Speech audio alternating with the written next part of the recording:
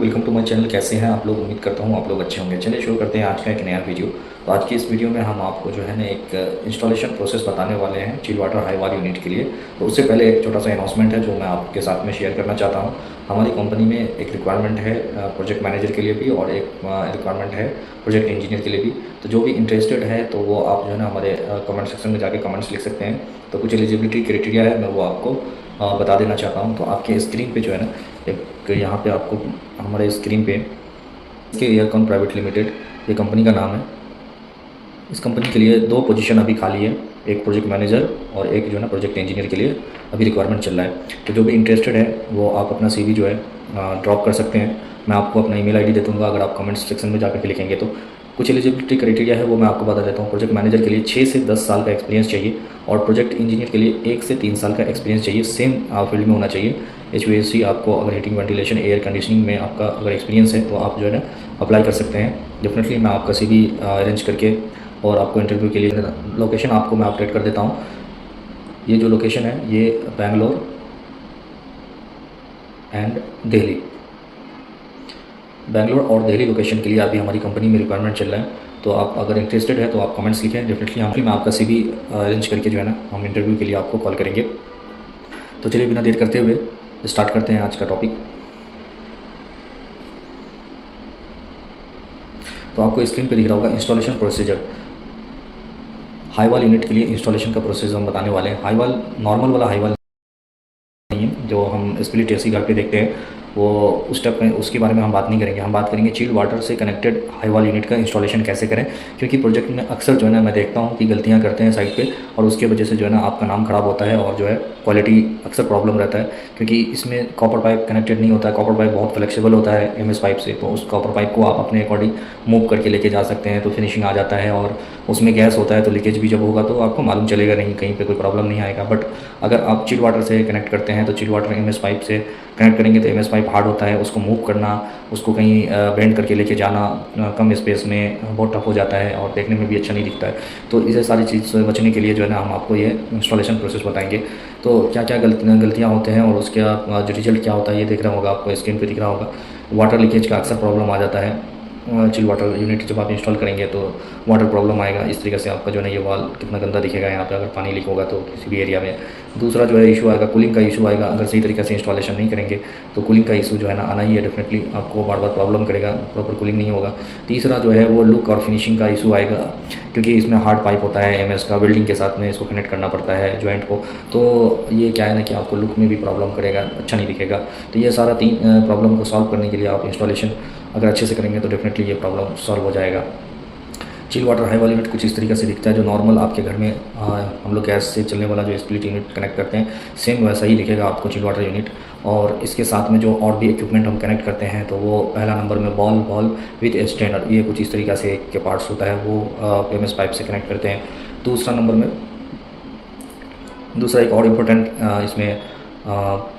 Important parts होता है जिसको बॉल बोलते हैं। इन दोनों में डिफरेंस ये है कि इसमें आपको यहाँ पे जो पार्ट दिख रहा है ये स्टैंडर्ड लगा हुआ है, इसमें स्टैंडर्ड नहीं लगा हुआ है। स्टैंडर्ड का क्या फंक्शन है वो मैं आपको एक दूसरी वीडियो में हम समझाएंगे। और एक और इम्पोर्टेंट पार्ट्स होता है PIBC बॉल्ब होता है।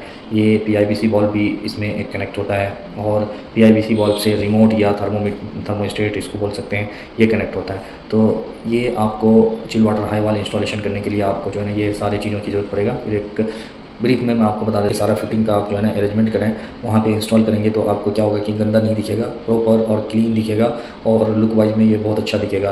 तो हम आपको यहाँ तक का जो पोर्शन है ना ये देखिए MS पाइप यहाँ पे मैंने लिखा है, मतलब ये जो पार्ट्स रहेगा ना यहाँ तक का पार्ट्स जो रहेगा ये पूरा MS पाइप तक रहेगा। ये एक इधर से चिल वाटर का हमारा इनलेट पाइप जो चिल्लर से आता है ना वाटर, वो इनलेट टेम्परेचर जो हमारा 6 डिग्री टेम्परेचर जो हमारा वाटर आता है 6 डिग्री टेम्परेचर जो आएगा वो आपको इस लाइन से लेकर के आना है और मशीन के अंदर में जाएगा, ये इन करेगा, फिर यहाँ पे रोटेट होकर के कंडेंसेशन होकर के फिर बाहर निकलेगा। बाहर निकलने के बाद जो है यहाँ तक जो आएगा ये फिर इस बॉल्ब के थ्रू क्रॉस करते हुए बाहर की तरफ निकल जाएगा। तो इसका टेम्परेचर 12 डिग्री टेम्परेचर चला जाएगा।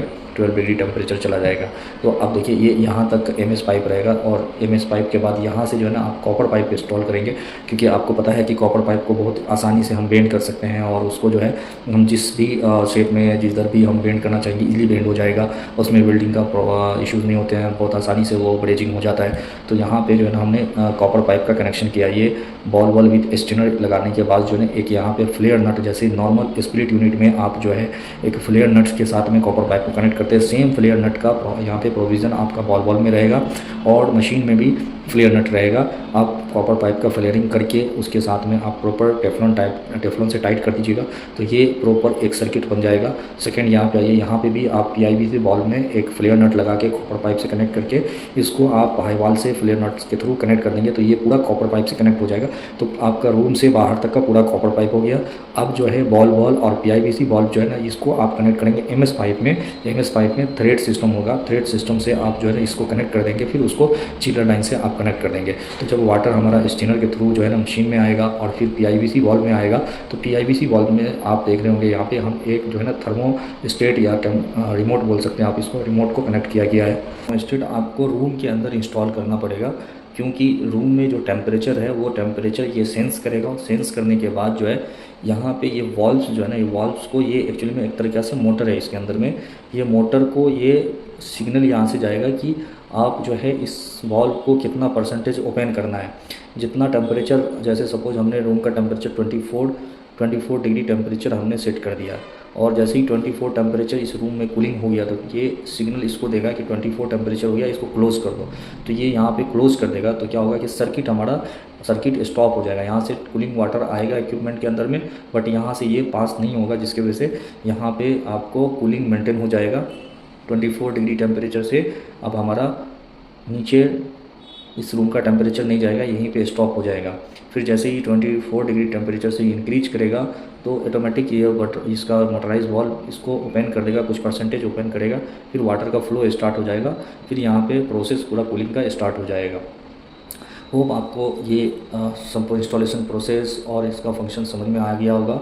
ये बहुत ही क्रिटिकल होता है किसी भी प्रोजेक्ट में लगाना, इंस्टॉल करना, क्योंकि अगर तो छोटा सा भी गलती हो जाएगा आपको तो अक्सर जो है ना ये इस टाइप का प्रॉब्लम आपको साइट में फेस करने को मिलेगा। अक्सर ये लीकेज आ जाएगा और आपको बार बार रीवर्क करना पड़ेगा। तो आप जो है ना जब इंस्टॉलेशन करवाने जाएँ इसका, तो सबसे पहले इसका पूरा मटेरियल एक साथ आप ऑर्डर करें, साइट पे मंगा लें। फिर आप किसी भी कॉन्ट्रैक्टर को जो है ना उसको एक बार अच्छे से समझा दें कि आपको ऐसे ही प्रोसेस में काम करना है, फिर वो वन शॉट में आपका काम कंप्लीट करके जाएगा। नहीं तो बार बार ये मटेरियल्स कम पड़ जाएगा, आपको फिर ऑर्डर करते रहेंगे, फिर आएगा, फिर आप उसको लगवाएंगे, तो इसमें बहुत सारा टाइम जाने वाला है, प्लस आपका नाम ख़राब होगा, वो अलग है, टाइमलाइन प्रोजेक्ट का क्रॉस होगा, वो अलग बात है। तो ये सब चीज़ से बचने के लिए ना आप ये इंस्टॉलेशन प्रोसेस फॉलो करेंगे तो आपको होप बहुत अच्छे से समझ में आएगा। नेक्स्ट वीडियो में हम पीआईवीसी बॉल, वाई स्ट्रेनर, ये सब के बारे में एक एक करके डिटेल्स में समझाएंगे। और फिर से मैं आपको रिमाइंड कर रहा हूँ यहाँ पे कि हमारी कंपनी में रिक्वायरमेंट है, कुछ लोगों का CV आ भी गया है और अभी हम उस स्टेज पे नहीं आए हैं कि किसी को अभी सेलेक्ट